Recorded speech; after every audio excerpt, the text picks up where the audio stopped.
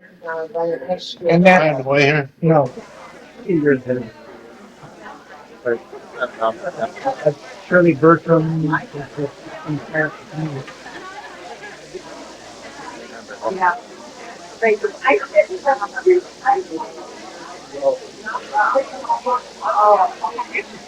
Well, Bill Hurt and I roomed together in college.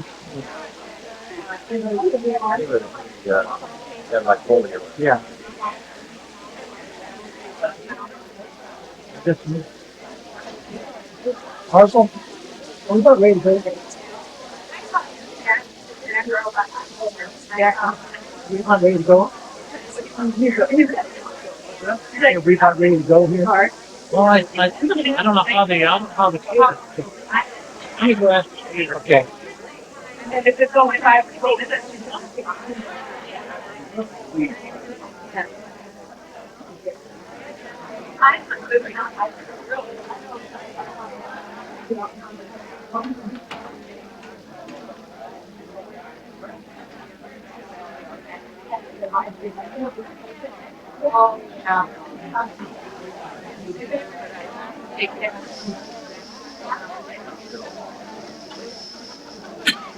You got to go ahead. I like your dog.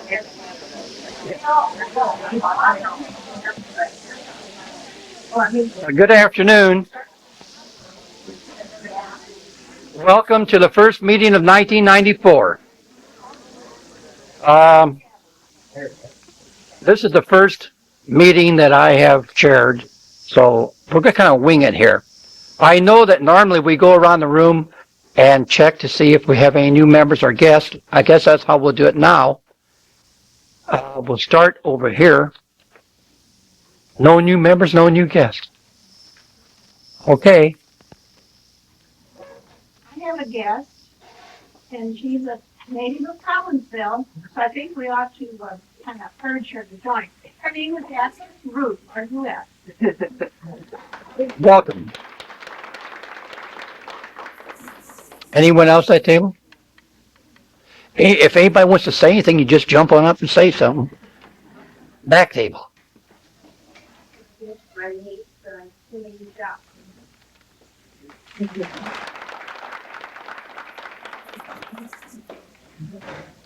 Go right here. Paul? We have 2 new members, Don and Dolores Kirby. They're joining today.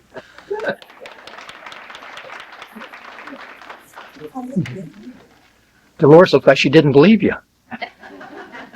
Did you know you were joining? Yeah. Okay.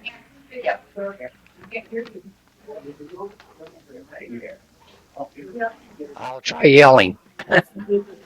Floyd, your table. We have a new member, Don Cook, who may be seen hobby, who's joining today.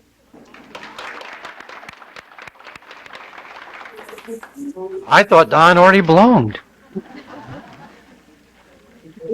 No one. No one back there.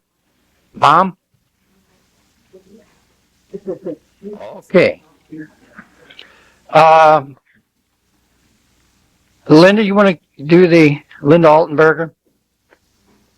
I'm sorry, couldn't see you back there. Would you like to offer the prayer? Our Father, we are thankful for this another beautiful day that you've given us. Beautiful because it's your day and it is our day. We're just thankful that we have eyes and roads today. Father, again, we do thank you for all that you do for us. May we, even in this organization, always remember that whatever we do, we do it to the Lord. Thank you. We'll eat in the following order. There was a cup up here with a bunch of numbers in it, and I had Bob Stevens, who will be our speaker, pick them out. If you eat last, it's his fault.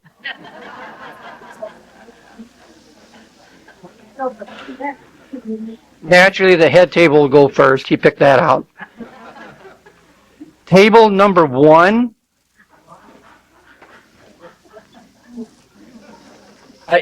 Your table number is right there on your table someplace. Table number 3. Number 6. Number 4. Is there number 4 here? Okay. Number 7. Number 2. Number 9. Number 5. And last but not least, number 8.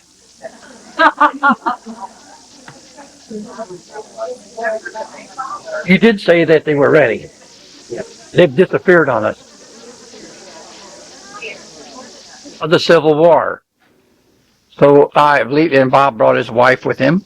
And remember, he's the one who made you eat late. Those who were at table number 8, was it? It was his fault. So without further ado, Mr. Bob Stevens.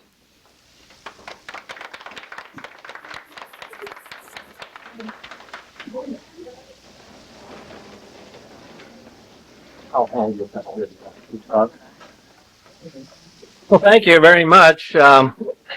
Pleasure to be here this morning. Can you all hear me? My people have lived in this area for over 150 years. And I've always been interested in history, especially Civil War history. I married a lady who is about as historic a family as you could possibly find.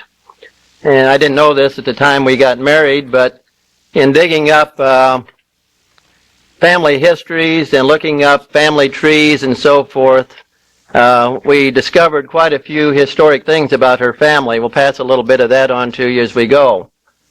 My family has been here for roughly 150 years, or a little longer. My great-grandfather owned a farm that sits right where the new high school is right now.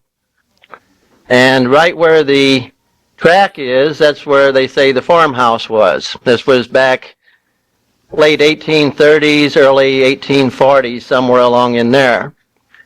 My grandmother would be 150 years old, and she was born in this country, so they came sometime prior to that. I was born and raised in Caseyville. I lived in Collinwood subdivision now out behind Pine Lake. Lived there for about 10 years. And I've grown very fond of history over the years. And what we have done is taken a lot of trips, my wife and I. And one thing good about when you're interested in history, your vacations can be very cheap, because almost every historic site that you go to is $1 to get in or free. You know, it's a very, very cheap kind of a vacation to take. Just to give you kind of an idea of some of the things that my wife was involved in, she had a great-great-grandfather who came over as a British soldier and fought in the Revolutionary War, who fought another one on the other side who had already been here for about 40 years. So possibly they fought each other in the war. We don't know, but it's a possibility. We go down to the Alamo, and we find that one of her relatives was one of the defenders of the Alamo. We go down to Tombstone, Arizona, and that's where Wyatt Earp had his famous gunfight at the Old K Corral and shot 2 men, one named Billy Clanton and the other one is Ike Clanton. That's her relatives. The highest ranking general in the Civil War for the South, who was killed down at the Battle of Shiloh, was a relative of hers, General Albert Sidney Johnston. There's a big monument to him down there if any of you have been down there. The family originally settled in Virginia, and they ran a lead mine down there and it was one of the 2 lead mines in the country at the time, the way we understand. And Daniel Boone, who lived over in Defiance, Missouri, came down there to buy shot and bullets from her great-great-great-grandfather. And he told about how wonderful Missouri was. And he talked 2 of the brothers into coming to Missouri. And she's a descendant of those people who came to Missouri. So I guess I have Daniel Boone to thank for being married to her, because without that I probably would not have married her, and who knows. But and then after that, some of the grandsons of Daniel Boone married into the family. Daniel Boone came to Missouri, and he lived his last few years in Defiance, Missouri. I don't know if you're familiar with his story, but he became destitute towards the end of his life. He lost all of his land through some kind of bad paperwork of some kind, and when he died, he had nothing. And her great-great-grandfather gave him a grave for his wife to be buried, and he's buried on the family farm over by Marthasville, Missouri. Well, since then, they have dug him up and moved him to Kentucky, but the original grave site was on the farm of her. So everywhere we go, we run into all kind of exciting things that it makes history more exciting when you're a part of it. I think she kind of even looks historic. I don't know, maybe whatever. But I collect Civil War items as well, and I brought a few of them with me today, and we'll lay them on the table. I'll try to explain what each item is just real briefly, and then you can come up here afterwards, and if you want to get a closer look, well, feel free to do it. What was it like in the Civil War?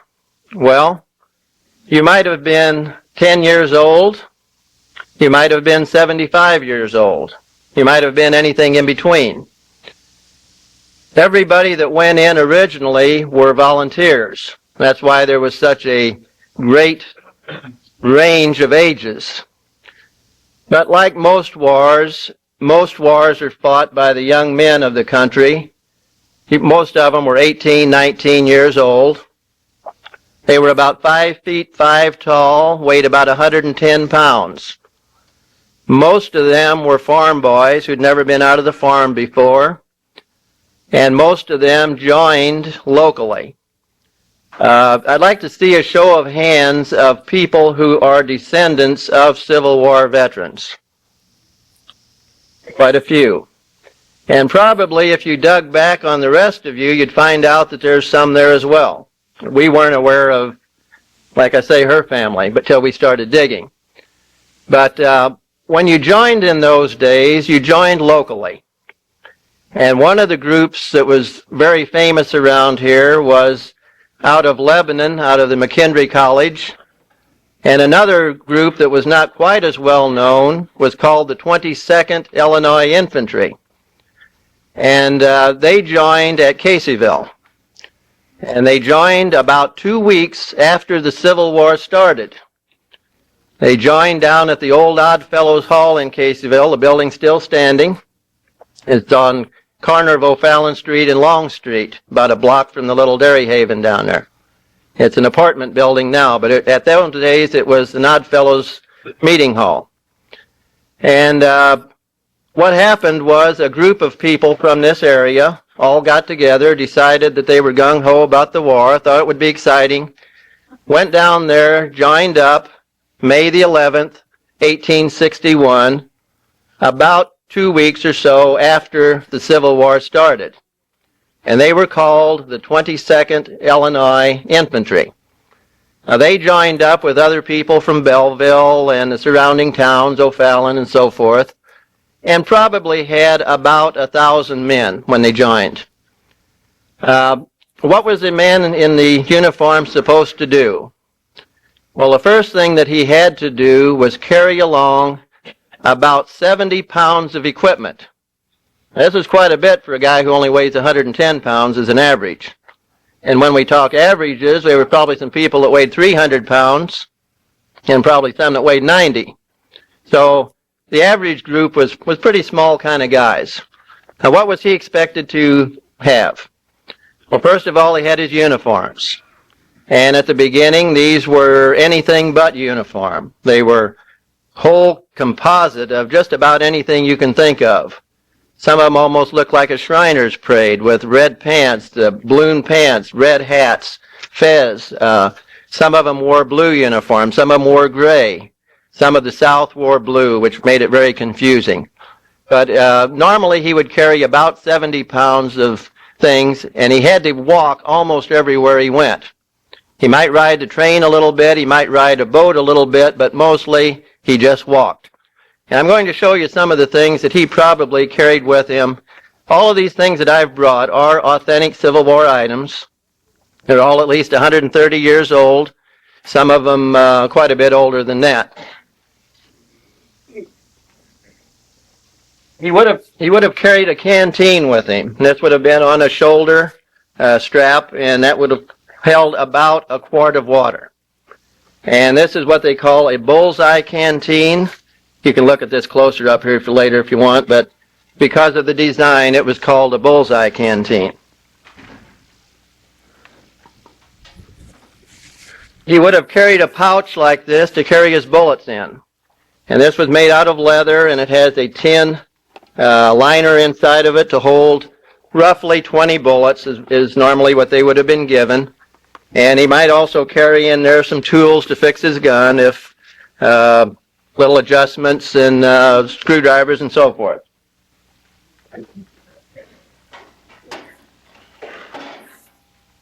He would have carried this on his belt. This is a bayonet. And he would have worn this in his belt loop and carried that on the opposite side of what the canteen would be held. Depending on what he was in the Army would be the kind of weapon that he carried. There were three very, very important people in the Army. One of them was the bugler, one of them was the drummer, and the other guy would have been the one that would carry the flag.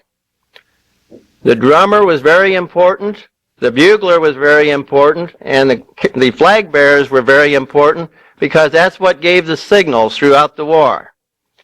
Remember, you didn't have walkie-talkies and radio, so you had to use something that would be loud enough to hear over the battle so that these people who were out there in the troops knew what to do. Now, what did the women do during all of this? Well, they stayed home, they made bandages, they stayed home and listened for the casualty lists that were normally read about once a week. They made flags, and every group had its own unique flag. You carried two flags into battle with you. One was the American flag, or if you were Southern, the Confederate flag, but you also carried your own battalion flag. And this was made up, I don't know who made them up, I guess just people in the organization.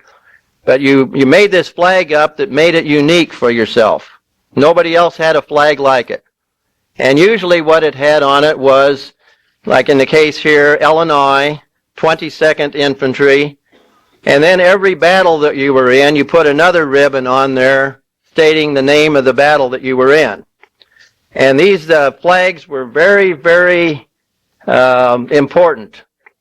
When the group left for the Civil War, there was a big ceremony where they presented, usually the mayor of the local town or some big official would present the flags to the units, and a big ceremony, and they'd march away to a band. It was a big send-off. The thing about the squadron flag is that you never, ever wanted to get that captured. This was a thing that was your pride. If anybody captured your flag, that meant total defeat. So you protected that flag as best you could. But the man who carried that flag was also the person who was the target, because the enemy wanted to get that flag. So it was an honor to carry the flag, but you were also the number one target while you were out there. The second guy that was the target was the bugler, because they knew he was so important in calling the battle back and forth. Now, how are these things used? You used a bugle to get up in the morning. You used a bugle to go to bed at night. They used a bugle to call you to meals. They used a bugle to call you to dress formations. Everything was done using the sound of music.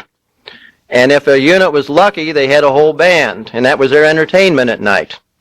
Many times the Confederates were so close to the Union that they would holler requests for the other band to play their songs. They'd holler off and say, "Hey, Johnny Reb, play Old Sweet Home or Home Sweet Home or whatever." And that's how close they were. It was kind of a gentleman's war. If the battle wasn't going on, they didn't bother each other. But when the battle was on, it was pure hell. And you'll see in some of the things that we start talking about here just how bad it was.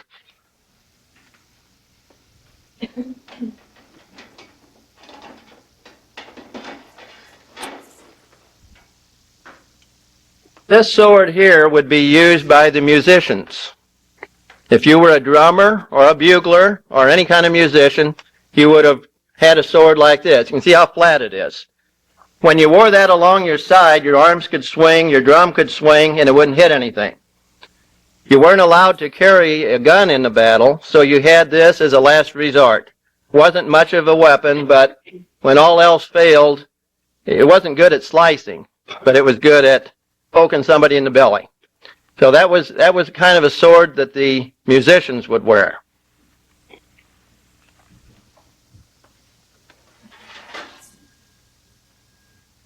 If you were an NCO, you would wear one like this. It's almost like that one, except that it's got a sheath on it. A little bit longer. Remember we talked about the drummers were 10 years old. That's why that one's so sharp. It would have drug the ground otherwise. This would have been an NCO sword. Not normally used for fighting, but mostly for giving signals. And they would, in the battle, you'd wave it different ways and circle it around. Each one of those things had a certain meaning.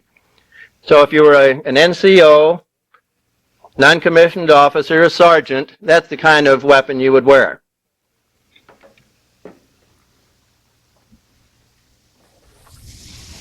If you were an officer, you probably had a pistol, something like this. This pistol here was made by Eli Whitney and Company, same guy that made the cotton gin. The thing that's funny about these kind of guns is they're two-piece bullets. You put a little bullet in from behind, you put one in from the front, and you jammed it down with this rod. Took a long time to load one. It's not like the old cowboy pictures where they slap them in real quickly.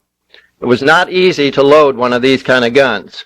And if you were an officer, you probably carried one of these.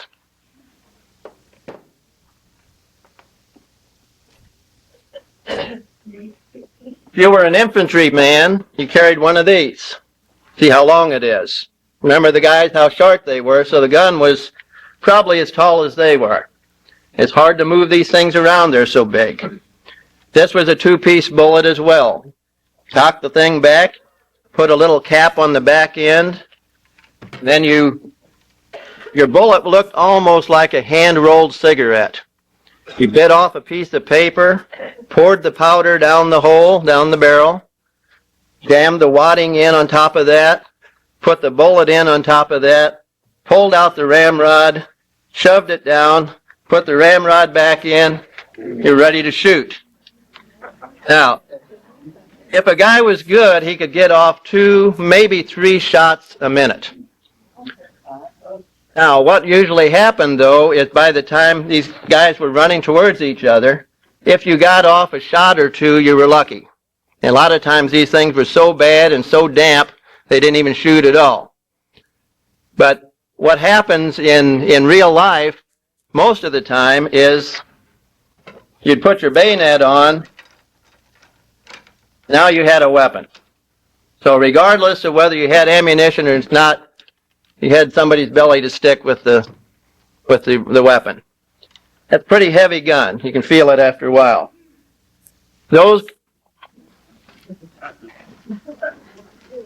And when a guy was pretty little, it was kind of hard.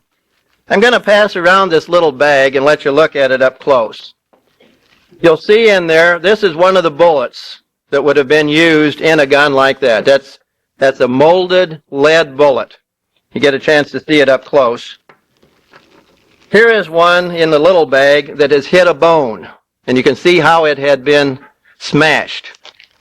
There's one more piece in there that I want you to look at real carefully, and after the bag has been passed around to everybody, we'll see if we can guess what that little round thing is. You can take it out of the bag and look at it if you want to get a closer look. Just don't lose it. So we'll just pass it around the table here, and we'll come back to it in just a moment. The people who joined the Civil War around here were normally people who fought down around Tennessee, Kentucky, Georgia, Mississippi, Upper Alabama, and so forth. There was two main places where the Civil War battles were held. One was in Virginia, one was down in central Tennessee. Because of the nature of where the states lay, Illinois, Indiana, Wisconsin people mostly went down the river and fought. And that's what we're going to talk about mostly here today. If you've ever been to a Civil War battlefield, there's several things that you will notice. One is the tremendous size of the battlefield. The second thing is there will be a little museum there that usually houses a movie or slideshow, or they have a lecture where they tell you about the battle. And then they usually have some form of a person who will go around with you on a guide, or maybe it's a self-guiding tour. But regardless, there's little signs that tells you what happened where. And then you'll also notice at the battlefield that there is a cemetery. And the reason for this was that the northern soldiers who were killed down there was just no way of getting the bodies home. I know there's a lot of Civil War people buried around here. Caseyville Cemetery has 16. Glenwood has, 80 or 90, whatever. There's tons of them. I just wonder if any of those were actually killed in a battle, though.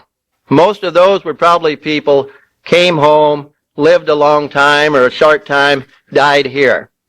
But mostly when you were killed in battle, you were buried right on the spot in a very shallow grave. And a couple of years after the war was over, they went back, dug these people up, put them in nice straight rows, put nice tombstones on them, and that's why you'll see at every battle site, almost all of them, will have a national cemetery. The one thing that they do not allow at a battle site is digging.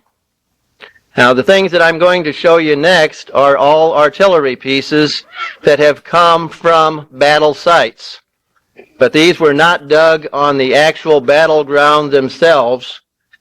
They were dug on the battleground, but they were not dug on the official park that you would see if you went today. The Stones River battle, where a lot of these guys from this area fought, was down in Nashville, Tennessee, just south of Nashville. And this battleground was about 8 miles long and about 8 miles wide, 64 square miles. The Park Service has 180 acres bought where some of the most important things were, and that is the battleground that you would see if you went down there today. But remember that that's only 10% of what the overall battle was.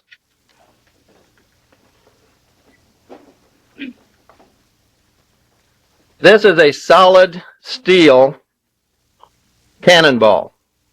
Now that would be used to batter down ships, batter down doors, batter down forts. If it hit a person, of course it'd kill them, but you'd only get one person when you hit with somebody like that. This would normally be used in a siege of some type. That would be put in a cannon, and that could be shot, up to 2 miles with some pretty good accuracy. And it weighs about 8 pounds, what they call an 8-pounder.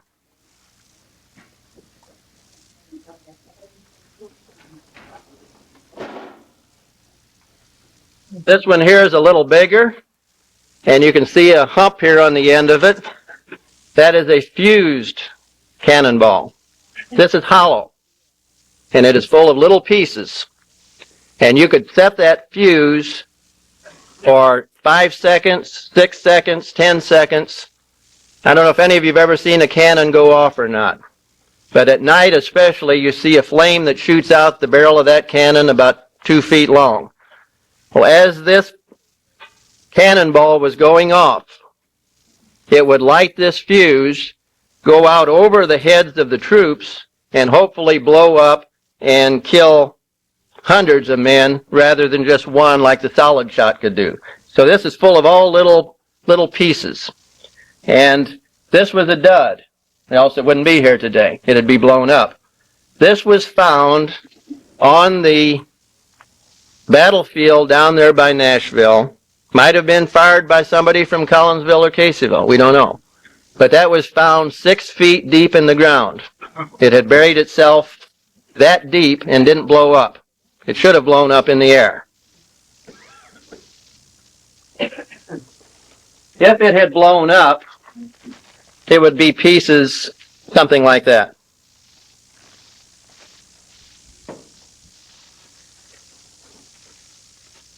Different type of shell, same diameter as the first one, and it had a plug in the front where it would normally go off, hit the ground, and blow up. This was a dud also because it didn't go up. All of these pieces have come from actual battlefields, and most of them were found pretty deep in the ground. This laid in the ground for 100 and some years before it was found just 2 years ago. The company that I work for has a branch office down at Smyrna, Tennessee, which is a suburb of Nashville. And right the next town down is where the battlefield was. So every time I get down there, I like to go down and buy stuff like this. And we have a man who was in our Detroit office who is so interested in this type of stuff that he asked to be moved to our Smyrna, Tennessee office just so he could be by the battlefield. And he bought him a minesweeper kind of thing. He goes out there every weekend and digs. Very profitable. Find something like this, it's worth about $200. Each one of these pieces would be from $100 to $200. This is what they look like when they're first dug up. Those have been cleaned up and polished a little. This is kind of what they look like when they're first dug up. They're just rusty. These things are pretty heavy.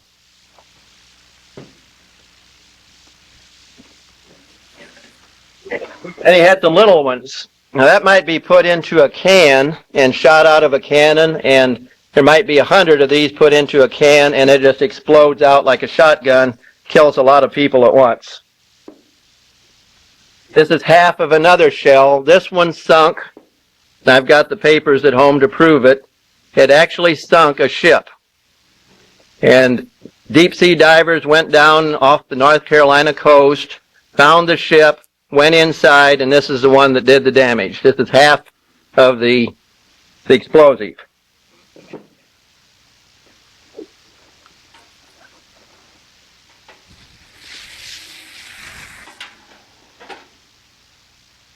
If you were on a horse, if you were a horse soldier, it's very difficult to shoot. You can imagine taking one of those guns and try to shoot. Horses jumping up in the air with all of the cannons going off and so forth. So you wore a saber. This is what that would look like. This was a very lethal weapon. Sometimes they called them wrist breakers. Sharp edge. You could cut a man's head off with that, his arm off. I mean, that is a real weapon. And if you rode the horses, you used this more than you would have used either a pistol or a gun. Remember how hard it was to load the gun. It would be harder to do that sitting on a horse.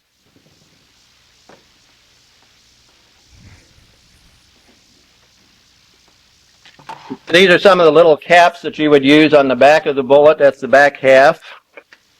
And I have 2 tintype pictures here. These are the Leifer brothers from Redbud, Illinois, wearing their Civil War uniforms. And you can see the same kind of gun in the picture, same kind of bayonet, whatever. You've all heard about the famous prison down in Georgia. This are artifacts from Andersonville Prison. Very famous prison. Many men died there. Many men from Collinsville were imprisoned there. They starved them. There was thousands and thousands died. These are actual artifacts that have been dug up from the prison site itself. Okay, we're going to talk a little bit about the Battle of Stones River. Located just south of Nashville, Tennessee, and kind of hard to picture. When I give these kind of presentations to school kids, I try to use something that is meaningful to them. The Battle of Gettysburg, for example. If you take Bush Stadium on a day when it is totally full and fill it up 4 times, that's how many soldiers fought at Gettysburg. If you take Bush Stadium and fill it up once, that's how many casualties there were at Gettysburg. So it's a tremendous amount of people to bury, tremendous amount of people to care for. Sanitary conditions were very bad. But you're talking about those magnitudes of people. You talk about the Vietnam War and how bad that was in our lifetime. But in one battle, there was as many people killed as the whole Vietnam War that was spread out over, 9 years. So it was just one battle like that after another. Now, down at Stones River, there was 85,000 men fought on that piece of property. 85,000. That would be like Bush Stadium and the arena both filled at the same time. That's how many people we're talking here. Out of that group, 24,000 of them were casualties. 24,000 people in one afternoon. How many is that? That's as much as in Collinsville total. In one afternoon, wiped out. That's just hard to imagine. You stand in the middle of the cemetery down there, and you look around, and you see, as far as you can see, tombstones. You go to a place like National Cemetery over at Jefferson Barracks, same way, far as you can see, tombstones. But over there, you have Korea, World War I, World War II, all wars put together. When you go to these cemeteries at these battlefields, all came out of the same war, all came out of the same battle, and probably all came out of the same day. It just really hits home when you talk about casualties. The sad part about it is down there, especially at Stones River, you walk through there. What does it say on the tombstone? Illinois, unknown. Illinois, unknown. Illinois, unknown. Over half of the people buried in that cemetery, they don't even know who they were. All unknowns. Now imagine the family back here. The rest of your life, you never knew what happened to your brother or your son. I mean, that would just be horrible. And to have that many, we talk now about the missing ones in Vietnam, but just imagine there's hundreds of thousands of them like that. These people saw their son for the last time, had no idea where they went, never heard from them again. It's just overwhelming when you think about the horrors of those kind of wars. There's a river runs through this Stones River. That's where it gets its name. And the battle actually took place the day before New Year's Day, 131 years ago.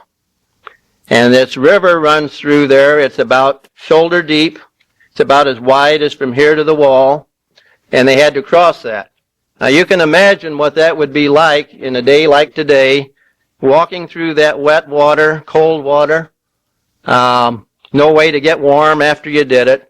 No wonder so many people died of pneumonia. Then they had to sleep on the open ground.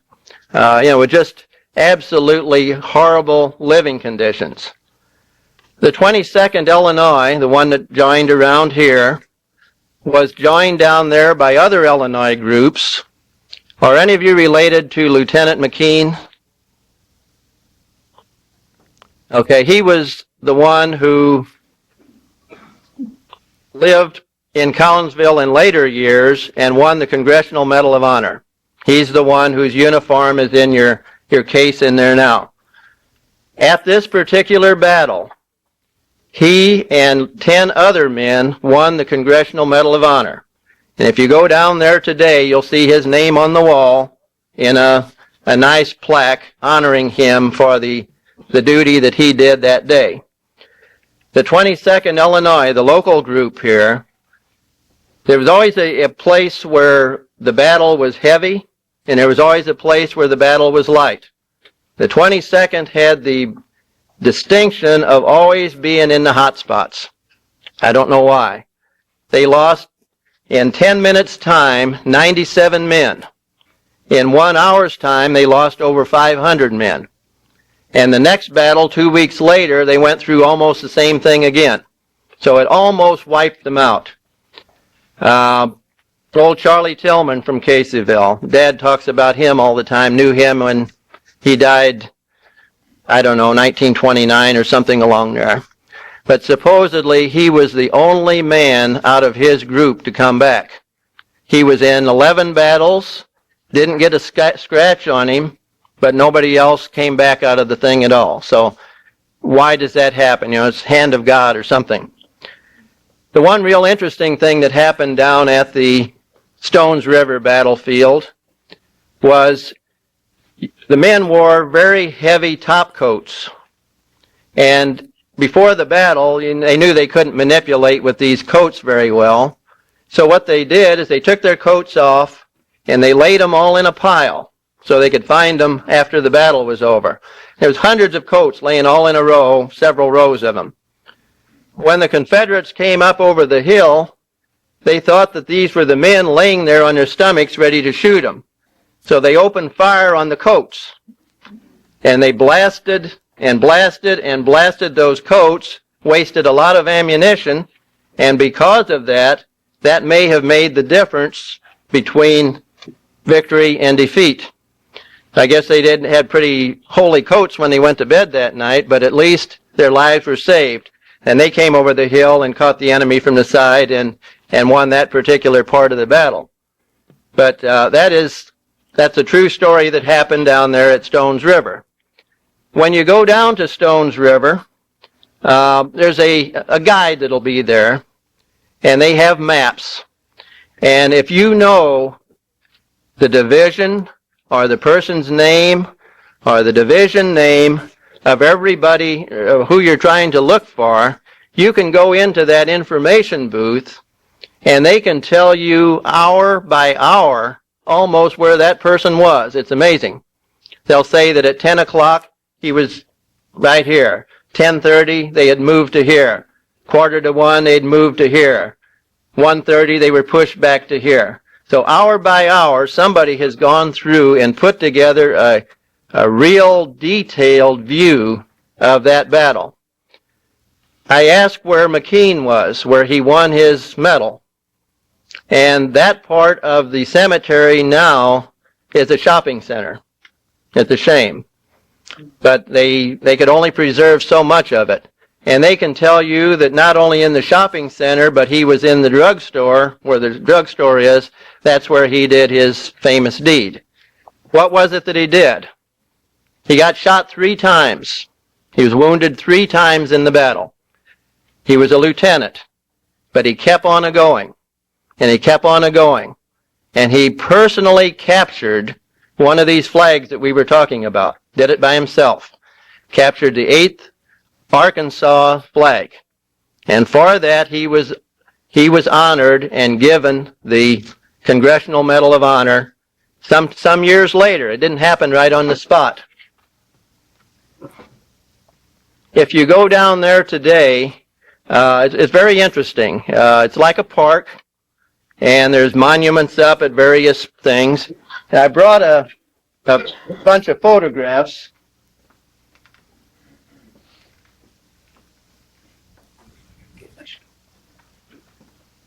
I know you can't see them from back there. You can come up and look at them later. But all of these photographs were taken down either at Stones River Battlefield or at Franklin Battlefield, which is very close. Here's some pictures of the cemetery showing some of the Illinois graves down at the bottom. Picture of the river. some of the cannons that had to be abandoned. They tore them apart so the enemy couldn't use them. Here's the Medal of Honor winners. They show that in the lobby there. The Battle of Franklin was close by there too. That was just about as bad a battle. And you can still see today the bullet holes that was in this farmhouse. Looks just like a piece of Swiss cheese. There was so many bullet holes that hit the side of that house. In the middle of the battlefield was a big plantation. And this was used as a hospital. It cost about $2 to go in and they take a tour of the plantation. And today you can still see the blood stains on the floor of that hospital room. You can see there were buckets there. You can still see the circles on the floor where the blood stains had soaked so much into the floor. Well, this big home was owned by some people by the name of McGavock. They were Southern people. And guess who they're related to? My wife. Another place where we found. John McGavock was some distant relatives of my wife. They all came from Virginia. Originally, her family would have been in Virginia. Over 30 of her relatives were killed in the Civil War. In some cases, 5 boys from the same family.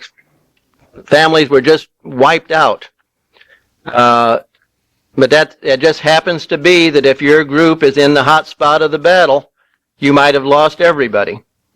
You might get through the whole war without a scratch. But that's just the way things were. The Southern boys, since most of the battles were fought down there, were taken home to be buried. And you won't find too many Confederate cemeteries. There are a few around. But most of the time, the parents came to the battle site, hauled their kids home if they could recognize them, and you don't find big groups of Confederates buried. It's rare if you do. Behind this home here is one of the few Confederate cemeteries in the country. And this McGavock that owned the big home, his family burial place is out there too. So that part is all her cousins and so forth.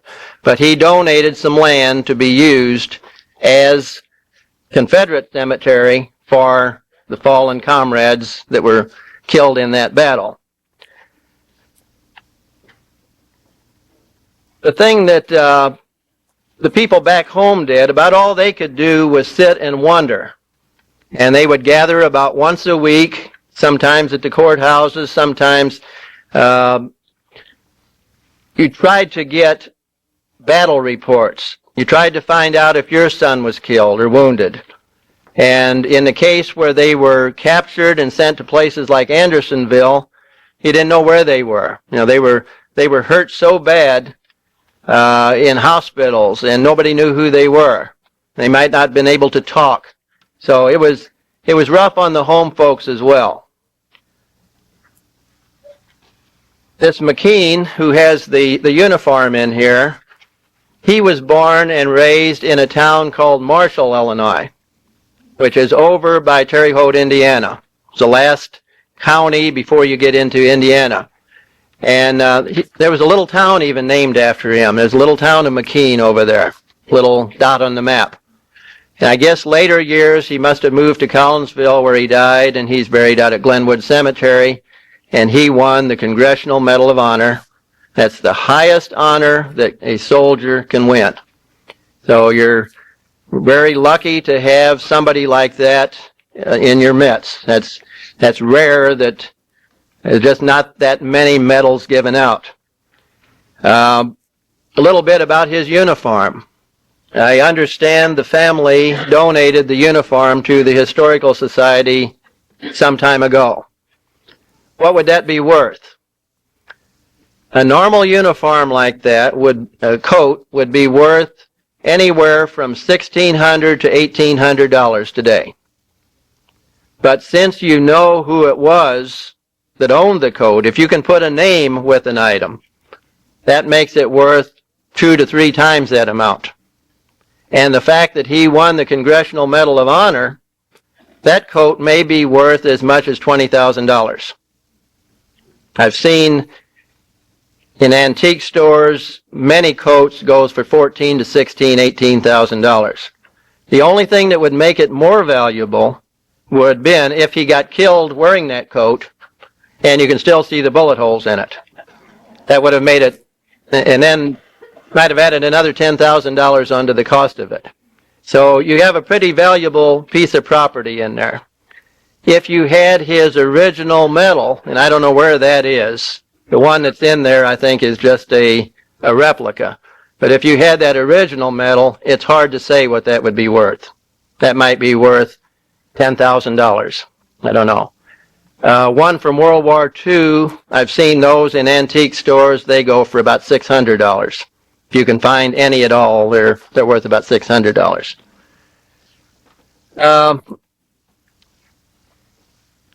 In this battle, there were 5 Confederate generals killed.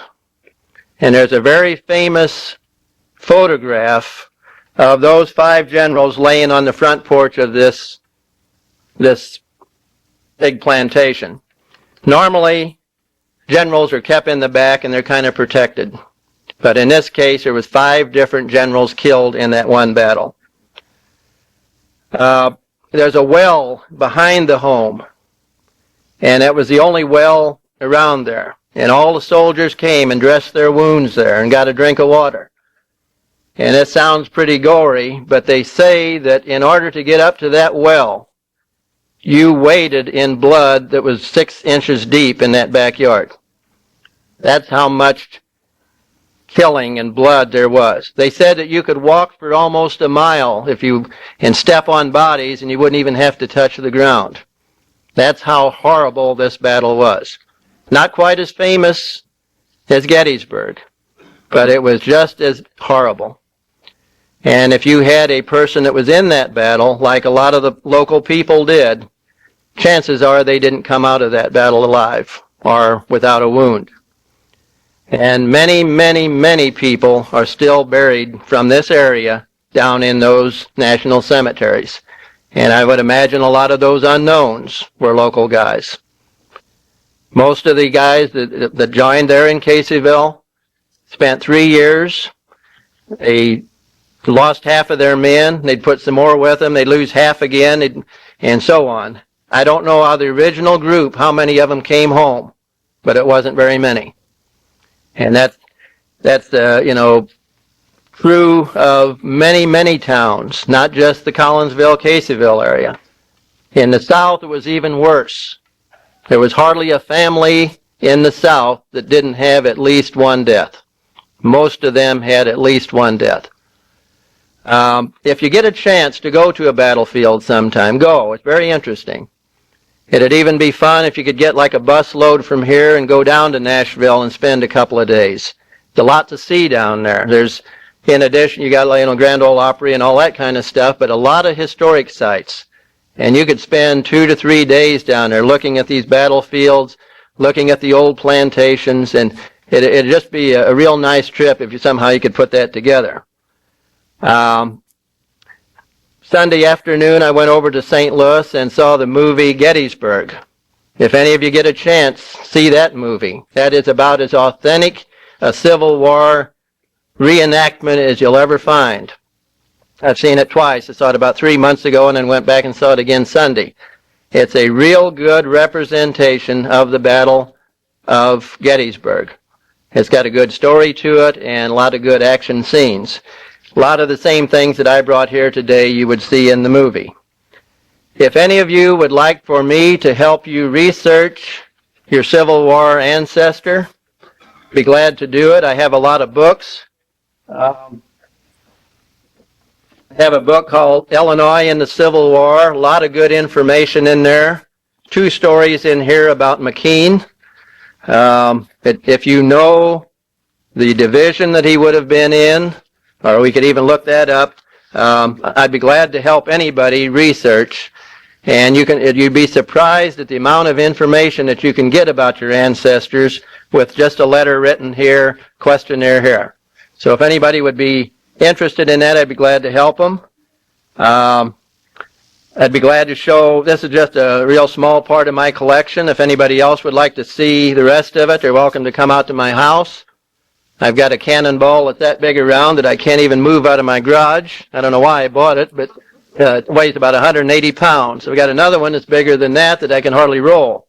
But if anybody would be interested in coming out to my house and seeing the rest of the collection, or coming out and looking some of my books, some of the reference books, why, feel free to do that. If anybody knows of anything that somebody has a Civil War item that they'd want to sell, I might be interested in buying it. Not going to spend $20,000 for a coat, but if you can find some cheap, these are all cheap things. But they're good investments. And I try to buy all I can. Wife gets kind of aggravated because I got the walls full of junk like this hanging around. But if anybody knows of anything that they'd want to sell, I've got letters written from soldiers, and there's a lot of stuff that we didn't bring. But you're welcome to come and look at it if you'd want to. Welcome to come up and look at any of the things that I get a closer look at them up here. And if I can answer any questions, I'll be glad to do that. I'm not an expert by any means, but I have studied and visited a lot of battlefields and I got a lot of books, read a lot of books. What happened to the little bag? Okay. Anybody want to guess what that little round thing was? I heard someone say with a kidney stone. Kidney stone? No.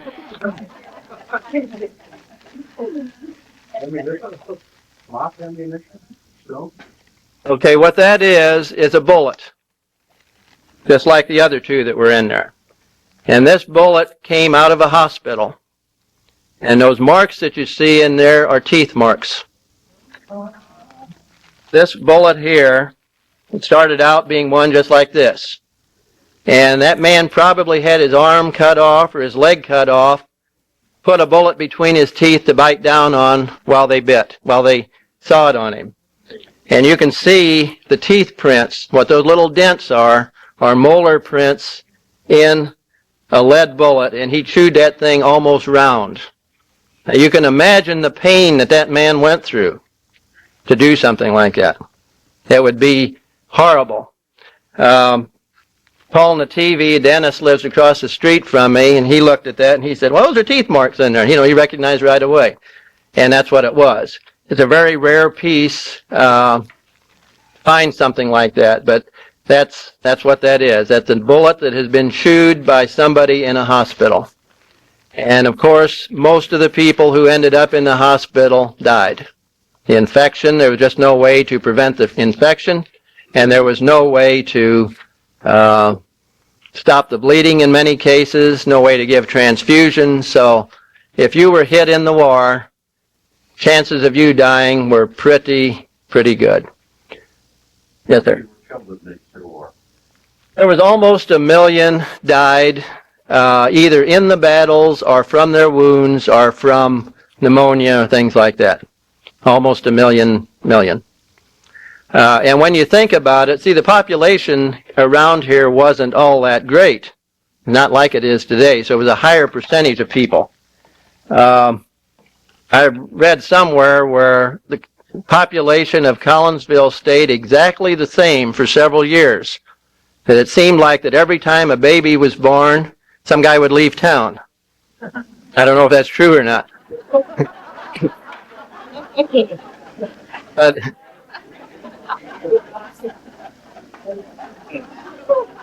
I don't know if that's true, but for sure, does anybody know what the population of Collinsville was back about 1860? And it probably wasn't, a couple thousand people maybe, I don't know. Caseyville had 140. Belleville had about 20,000. I guess Collinsville was 3, 4, 5,000, maybe something like that. So to take that many men away from here, it was a very high percentage of people. During World War II, 2 men from Caseyville were killed. A lot of them went, but 2 were killed. To have 500 killed from this whole area, that was just in one division. Yeah, just that one division. So almost everybody was affected. Does anybody have any questions? On my way up here, excuse me, from home, I saw something that, in a sense, you brought up here in your talk. You know how Illinois has many license plates with words or names on them? I went by one which related to how you put equipment in the gun. On that license plate was R-A-M-R-O-D. Ramrod.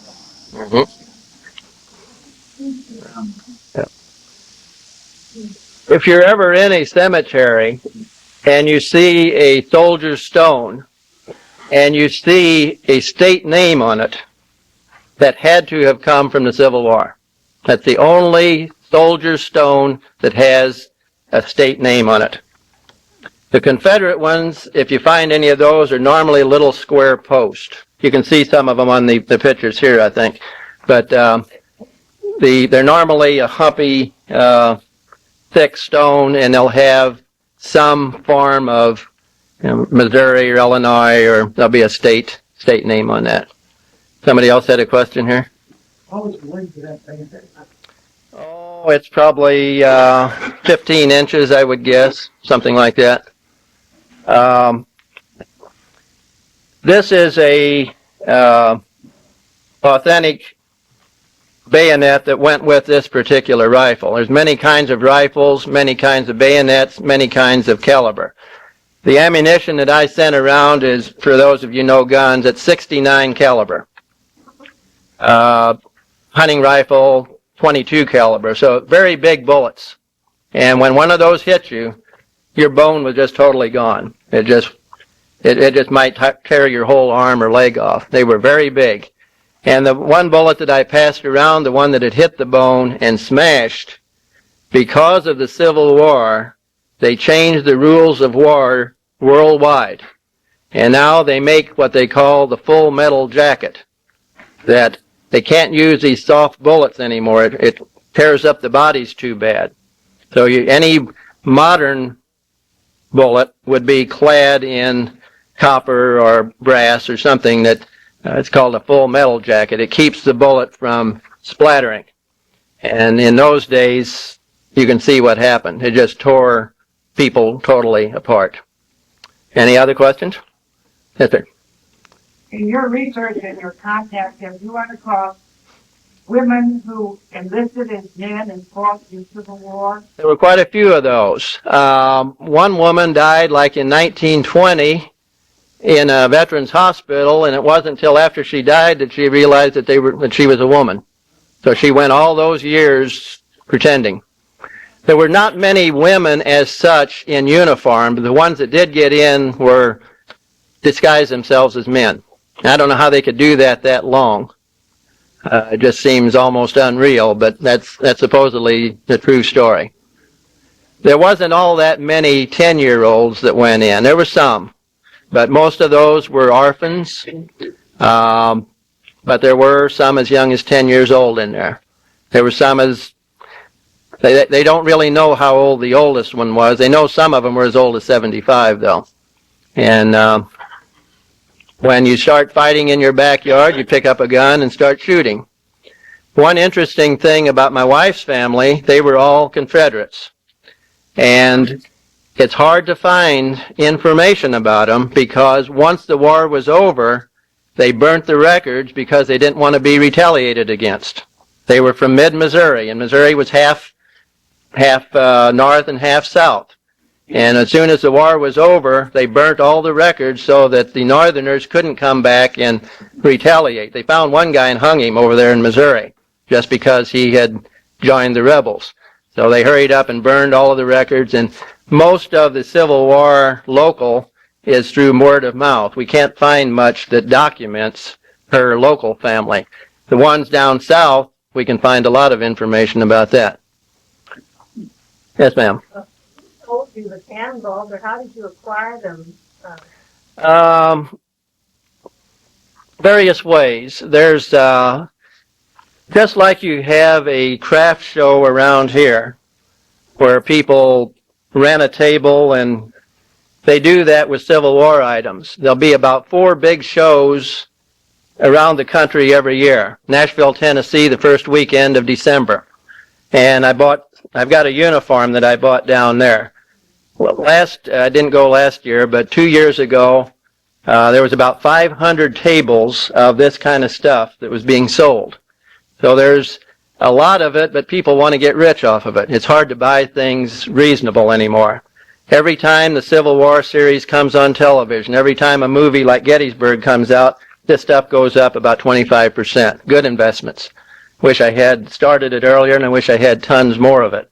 But some of this stuff, like the stuff from Stones River, this one and this one and this one, were dug up by this man that I work with. He goes out on the weekends, and he's got permission from the farmers to dig, and he goes over the land with this metal detector, and he gets the reading. Sometimes it's a tin can under there. Sometimes it's an old wagon wheel or something, but he digs that up, and then I buy them from him. He sells them to me pretty reasonably, and he's found hundreds of them. And that's a lot of times, I've got some duplicates of things at home. I would trade one of my duplicates for something that I don't have. So I'm always interested in that kind of thing. I got 2 cannonballs that I'd really like to trade. So grandkids rolled them out down the walkway, and we like to never got them back in the garage one day. I don't know how I ever got them home, but they're solid metal, and I know the one weighs like 180 pounds. Okay, any more questions? You have a list of, from that, division at 22nd. You said 22nd. I have several books at home that have the main people listed in them, all of the officers and who the bugler was and things like that. I can get, in the Belleville Library is a big, thick volume set of books that has every man's name in it. I don't personally have it myself, but I can show you how to look them up if you'd want to. And it tells, in most cases, how old they were. I think it tells what they did before they went into the Army, what the disposition was, whether they were killed in battle or captured, wounded, a lot of them deserted. That's one thing you don't hear much about, but it was an exciting thing to go. But once you got in that battle, there was a lot of desertions. They saw what battle was like and wanted no part of that anymore. So there was a lot of desertions on both sides. And some went back, some hid out the rest of the war. Maybe some of these missing people were people who deserted. Nobody knows. They might have went to some other town, took a new name, and, who knows what happened to them. Any more questions? Well, it's been my pleasure to, make the presentation to you, and I hope you enjoyed it. You're free to pick up any of this stuff. You can't hurt it. It's been laying in the ground 130 years, and nothing's harder on it than that. So you're welcome to do whatever you want to. Just be careful you don't poke somebody with the swords. Okay. Thank you.